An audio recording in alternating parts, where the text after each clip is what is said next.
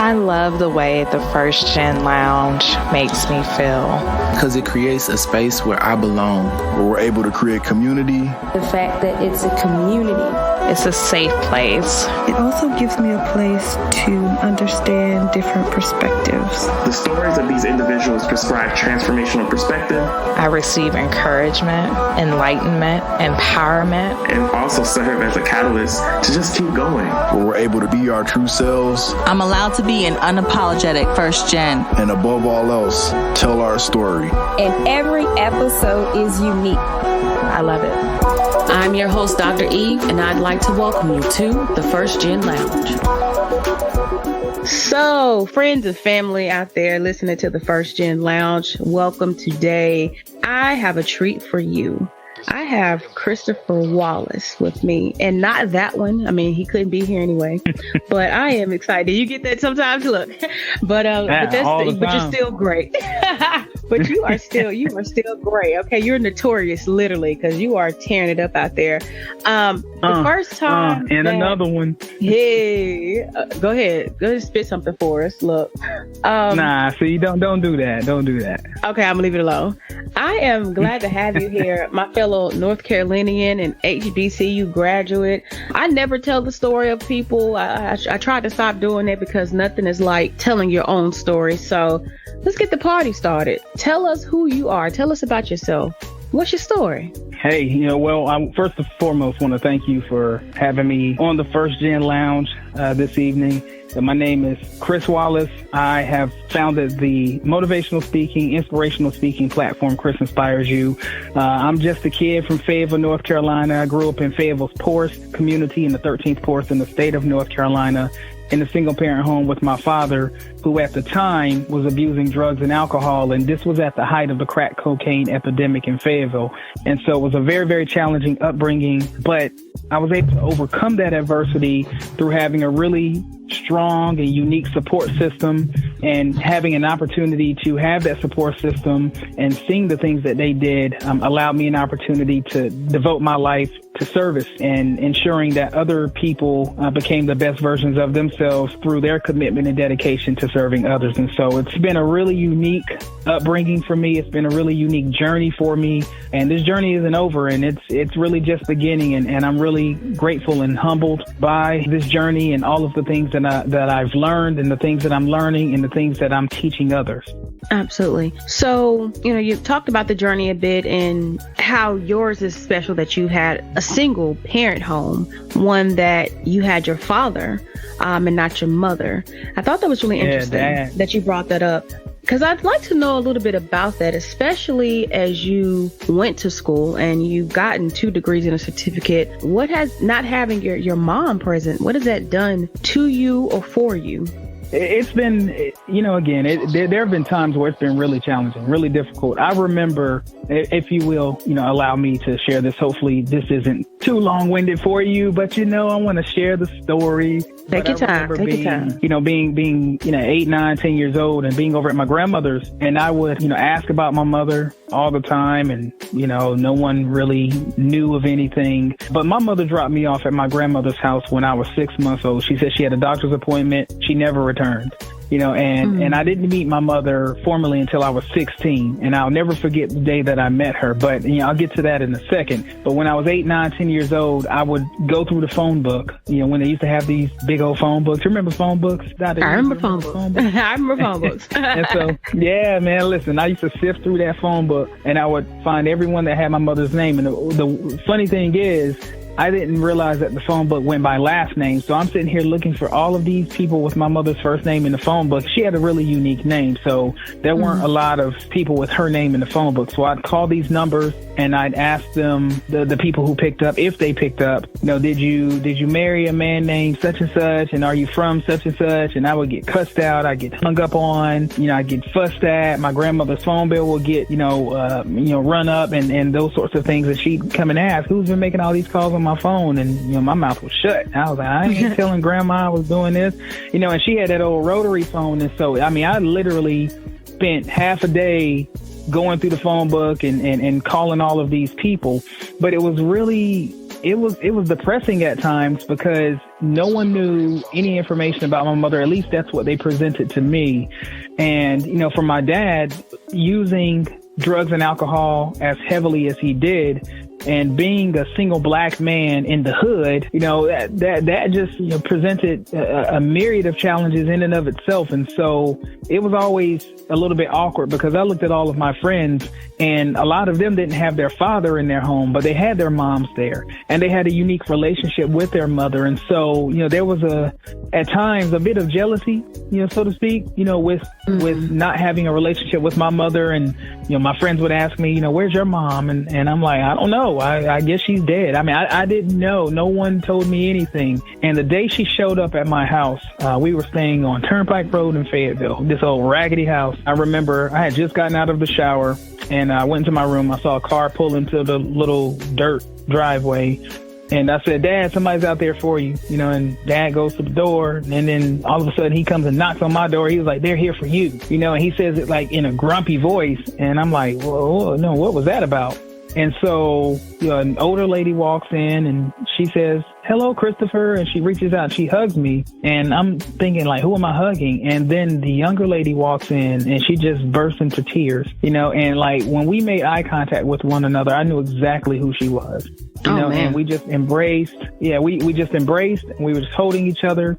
And I remember looking over her shoulder as I was hugging her and I looked at my dad and he was sitting in a chair in the living room with his hands on his head, just sort of like this depressed look. And so it was a very awkward moment. I didn't really know how to feel in that moment, but it's something that is one of the moments that stands out in my life as one of the most important moments.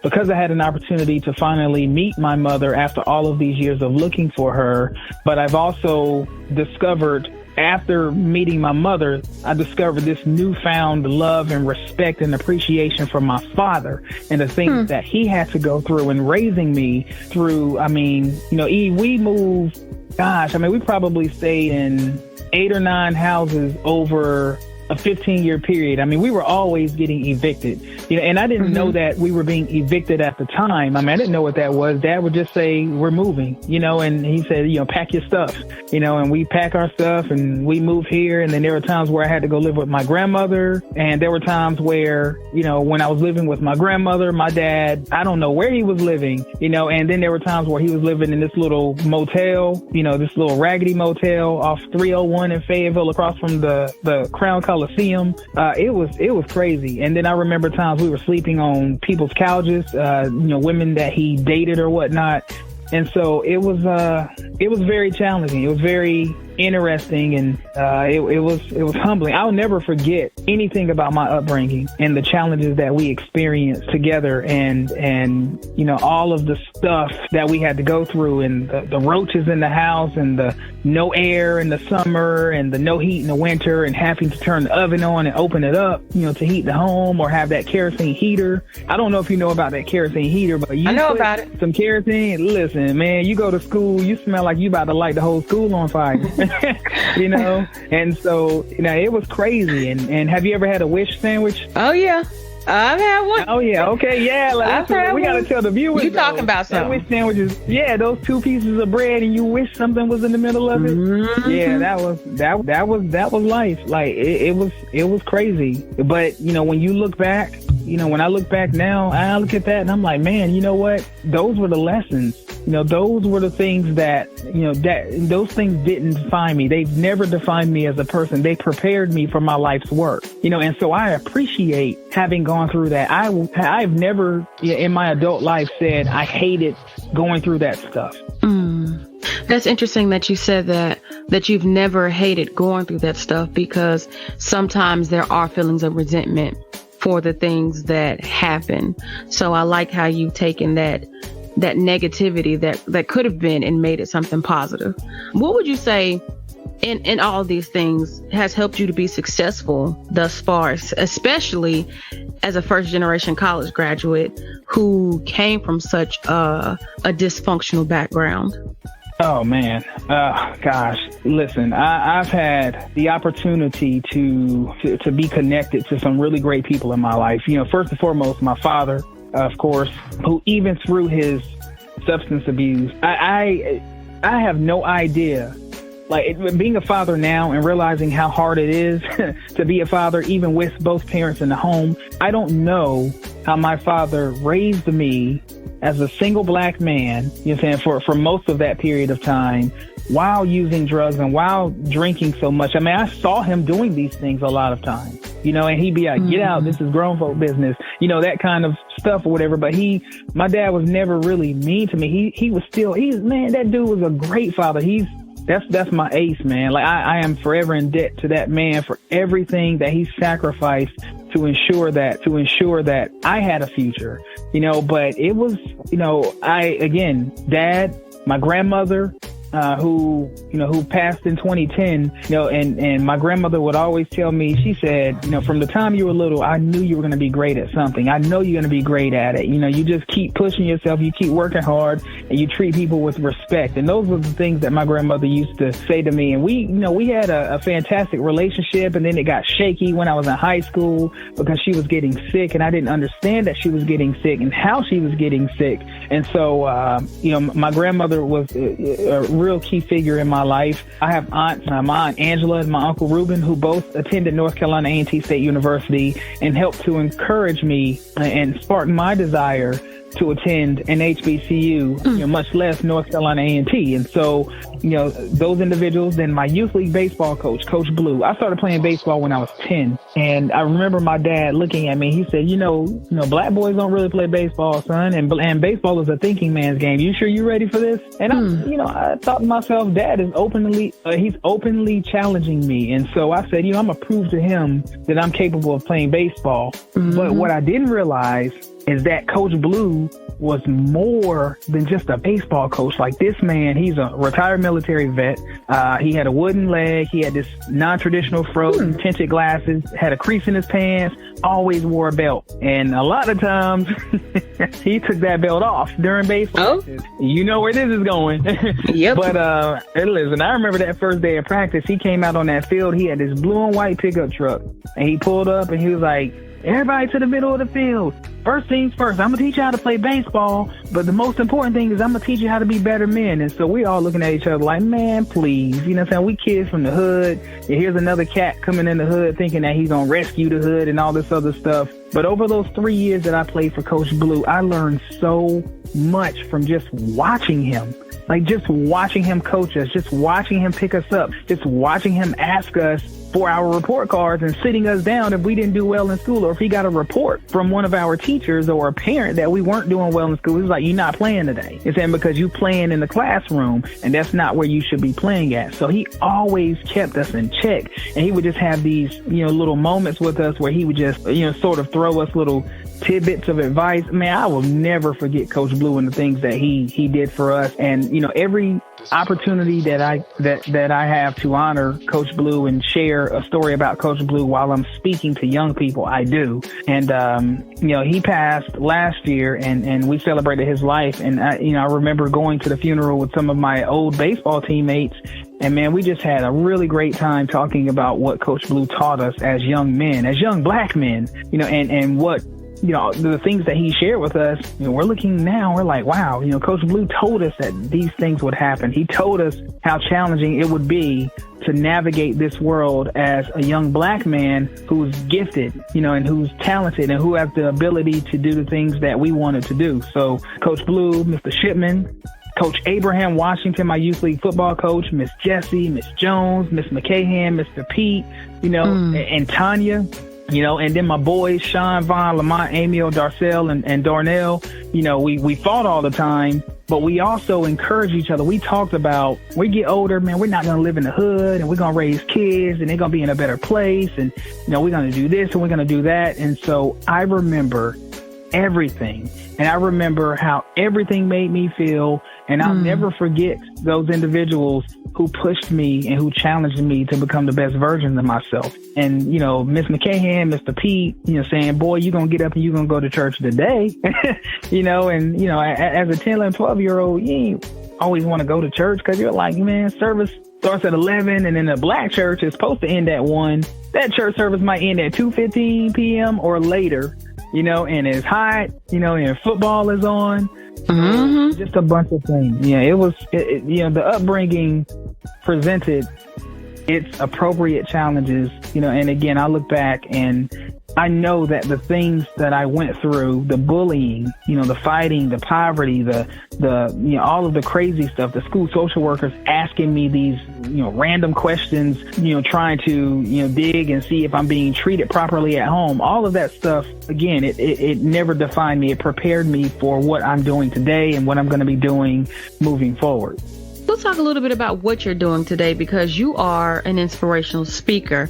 And I noticed that you chose inspirational over motivational, which is really interesting because I too choose inspirational over motivational. Can you tell us a little bit even about why you chose that? And again, leading us into what you're doing now, because I do know you work with youth, but you are doing your thing with the youth. Like I've been watching. Oh, yeah. And I think when you're a motivational speaker, think about it like this. Real leaders or the strongest leaders, I shouldn't say real leaders, but the strongest leaders are not motivating people to perform a certain task. They're inspiring people to become the best version of themselves. And so, again, I've listened to a lot of speakers and particularly those who call themselves motivational speakers. And again, do your thing. If you're a motivational speaker, you're an inspirational speaker, whatever it is, but my aim is to inspire people to become the best versions of themselves, not necessarily through the things that I say, but if they are able to retain anything that I say and it sparks them and encourages them to do something great, to pursue a dream that they've been holding on to, those sorts of things, I really want to push them and challenge them to become the best version of themselves through their own commitment and dedication to the things that they want to do. And I think a lot of times, you have people, particularly young people, they talk about, Dr. Eve, they say, I don't have this and I don't have that and I'm waiting for the right time. And this idea of patiently waiting for something to happen is something that, quite frankly, is annoying, because what are you waiting for? Are you waiting for someone to place it in your lap? Are you waiting for someone to hand it to you? Are you waiting? What are you waiting for? If it's something that you can control, go for it and go get it. Go chase your success now. Don't hold on to it. Don't say you'll do it later, because, later sometimes becomes never. And once you've gotten to never, you failed yourself. And what you don't want to do is look back 20 years from now and be more upset at the things that you did not do. And so, you got to go and pursue that greatness now. And with my inspirational speaking platform, Chris Inspires You, that's what it is. So it started like this. I've been speaking for a number of years, to young people. I just kind of pop up, speak at a school, pop up, speak to a youth group, because people ask, hey, can you come speak to this youth group? Sure, why not? I'll do it. But I had an article published on the front page of the Fayetteville Observer on April the 30th, 2016, when a news reporter wanted to cover my service in the community and my work with youth. And so during the interview process, we started talking about a lot of stuff. We started talking about my upbringing. We started talking about my dad. And so he sort of took a different angle with this story with the conversation that we had. We just kind of had some small talk. And so he just pulled out his recorder, pulled out his pen and his pad, and he started writing some stuff down. And so he started asking me more questions about my upbringing and connection to service and why I work with youth and why I'm so tough, with working with youth and why these kids love you so much, even though you challenge them, the way that you challenge them, that sort of thing. And so after that article was published on April 30th, 2016, maybe a day or two later, I had received so many emails, so many messages from people with regard to that story, and people asking to speak, and they're saying you should write a book, and they're saying, you need to really share your story with these people here and here and here and here and here. And I was reluctant at first. And then I said, God, lead my step, and if this is what I'm supposed to do, please guide my steps and lead me in the right direction. And God will always lead you in the right direction, in my opinion. And so, from that point, I started speaking more. And, I started to develop the website, and I started to, build this team of mentors that I call, and lean on for advice and help me with some marketing stuff and help me to prepare and all of these different things. And so Chris Inspires You is really a massive success at this particular point in time. And I love it. I love showing up at a middle school or high school or, an undergraduate school and speaking to young people, and pushing them to pursue their goals, their dreams, and their desires, and encouraging them, to find who they are as individuals and what they want and what they desire and what they suck at, because we all suck at something, and being able to put all of their energy, effort, and attention into the things that they really want out of life. I think oftentimes we waste time, with things that we shouldn't waste time on. We're wondering what people think about our ideas when they're our ideas. So we should wonder what we think about our own ideas. And the truth is, a lot of people really don't become the individuals that they want to become because they're waiting on someone else's opinion, or they're so used to how things have always been. And I refuse, and I say that with emphasis, I refuse to allow someone else's opinion, or to allow my upbringing or, how things have been with people in the communities that I grew up in and those sorts of things. That will not stop me from pursuing the things that I want out of life. I know that people are watching, right? I know that my sons are watching. I know that these young people that I work with are watching. I know that these young people that I speak to are watching. I want to push myself as hard as I can, as much as I can. I can feel that, because that somebody is watching. And it came up in another interview, and it's something that I've even said in my own interviews, but I hear it commonly said with all of us that we have to be who we needed. And so I'm hearing that same thing with you. It's about being who you needed. And it's not always that it's people that are coming after you, but sometimes it's people who've gone before you who just need to be reminded themselves that they've got to go forward and do something. Man, so rich of a story that you have, and so proud of you, sir, for being able to overcome that adversity. Because, I love a good story about overcoming adversity, and to even hear that you are now thriving in what you're doing. And I see it in what you post and just kind of keeping up with your work. And it's exciting for me, and that even that you work with you, because some of us tend to skip and want to go straight to colleges and universities. I have a greater affection for that time of my life and wanting to help people. So that's why I go there. But that you start younger because you understand that there's a little bit more that can be done, or start earlier to reach these minds, to reach the future, to plant those seeds. We're at a point of coming to a wrap up in this conversation. And I don't want so soon. You just don't think, and it's like, oh gosh, we never go on. No, we could probably talk for hours and hours. I'm sure we could, because it is just so much that I'm thinking of, like, man, gosh, I can't believe you did that. I can't believe you experienced that.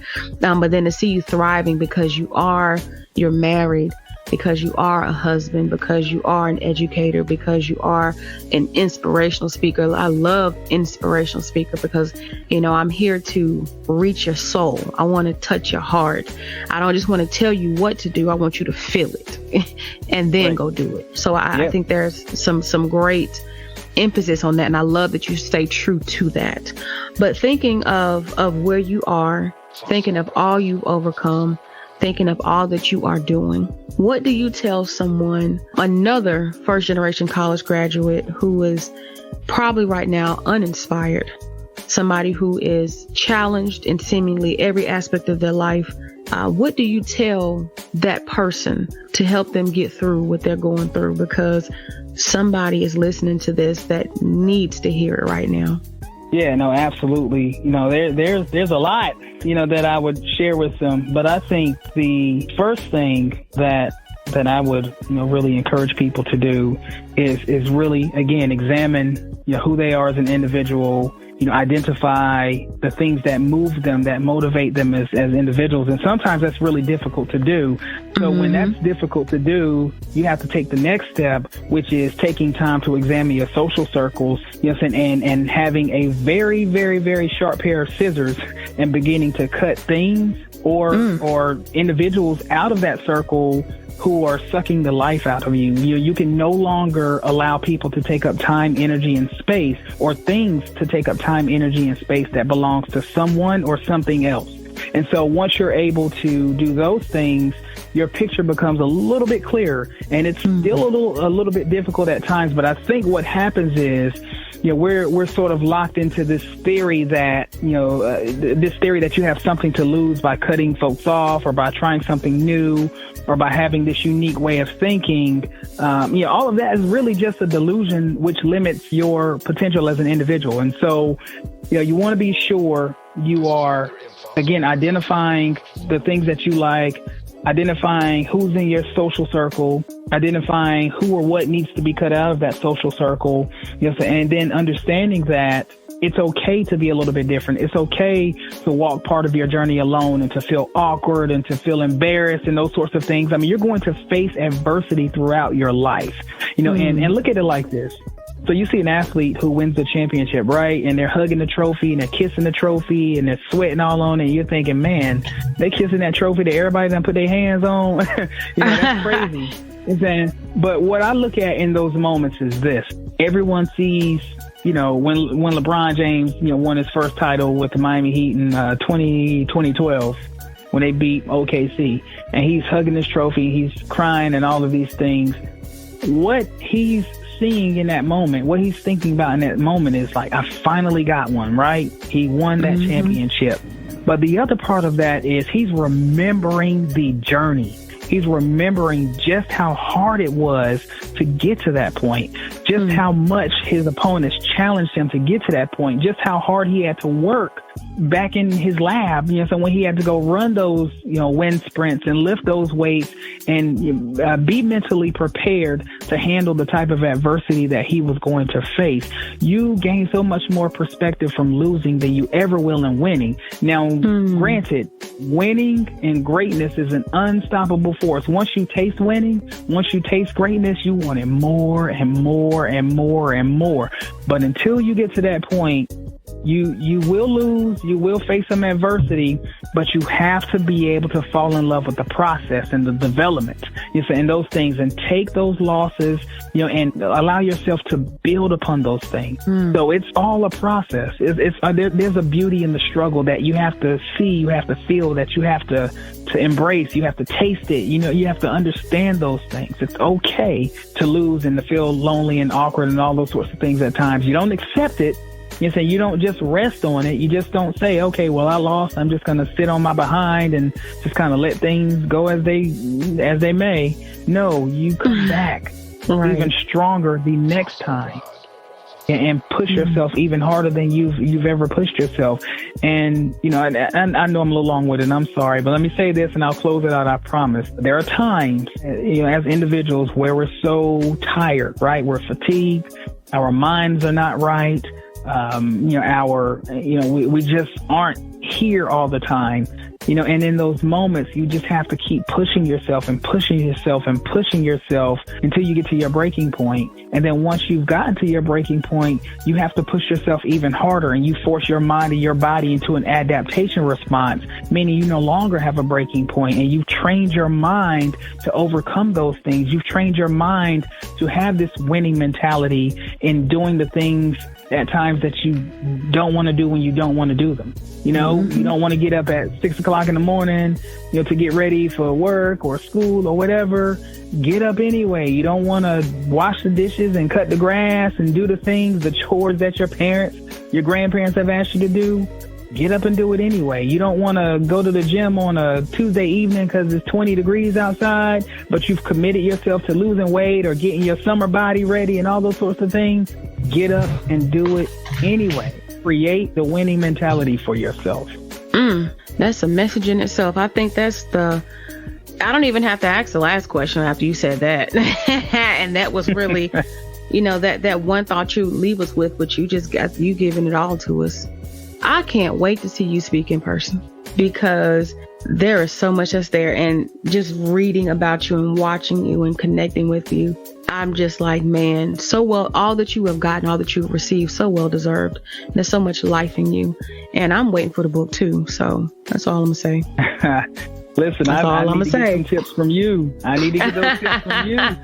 That's all I'm gonna say. We gotta sit down and talk. I'm just saying, hey, I'm working. I'll say that.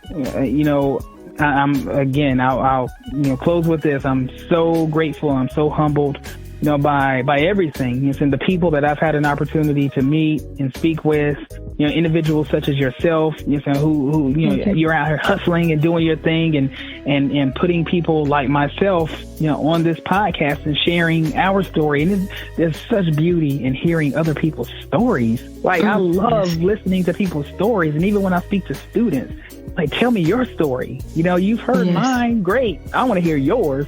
And so, this is a beautiful thing. And I'm, again, looking forward to where this goes, and bringing everyone along on this journey with me. Oh, that's so fun. I know there are going to be people who want to connect with you. So can you tell us where in the internet space can they find you so that they can follow and just be in awe of you as I am, even with you planting in your garden? And it's just so much about you. I'm like, he is just so outstanding. He's so awesome. But you inspire me. And to be honest with you, it's not too often that I feel much inspired by others or other things. I know that probably sounds a little bit crazy, but I have to really fall into something. People see celebrities, I'm so inspired. I'm like, no, it's real people. It's authentic people. It's everyday people that inspire me most. And you are absolutely, one of those. And that's not dim your light, but you're touchable. That's what I'm saying.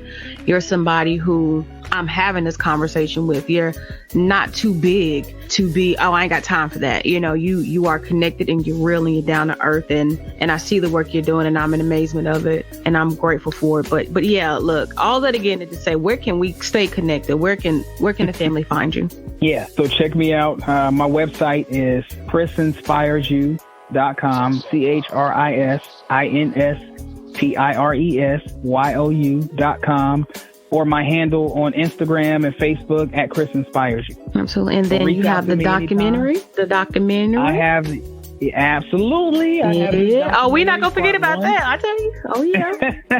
Right. So we have part 1 of the documentary, You Didn't Come This Far Just to Come This Far, which is a 12-minute documentary which highlights my upbringing in poverty, my connection to service, my motivational or inspirational speaking platform, I should say. I'm sorry. And it highlights those things. And so it's a riveting piece. It's a piece that will grab your attention. That is on my website. You can check that out. Part 2 of the documentary, You Didn't Come This Far Just to Come This Far, is going to be released on November the 15th. I will not give away what that documentary is going to highlight, but it's going to be a must watch. So you definitely have to follow me on social media, on Instagram, visit my website, Facebook, and however else you want to connect with me. I'm very open, and I'd love to connect with you and hear your stories as well. But definitely, keep Chris Inspires You in mind, and follow Chris Inspires You and see the work that I'm doing. And hopefully there's an opportunity for us to connect at some point. Well, Chris, again, thank you so very much. Wishing you nothing but the best of luck in all that you do going forward. And your time is just so appreciated. I'm so fangirling right now. So, but thank you again. Thank you so very much. And wishing you nothing but the best. I appreciate that, Dr. Eve.